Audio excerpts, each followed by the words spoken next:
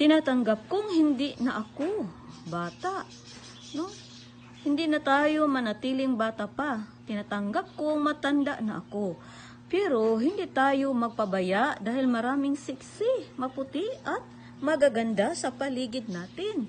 Kaya ang mga mata ng mister natin ay hindi mapigil ang sarili tumingin sa kanila.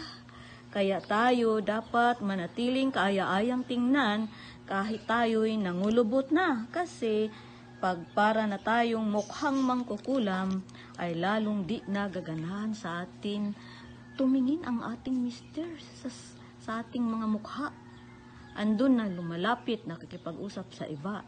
At higit sa lahat ay pinahalagahan mo ang nilalang ng Diyos na ikaw, ako, tayo. Kaya dapat nating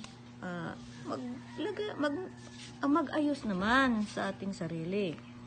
Dahil lahat ng ginawa ng Diyos ay mabuti, dapat nating i-appreciate ang ating sarili. Dahil tayo'y kanyang nililok ng kanyang sariling mga kamay.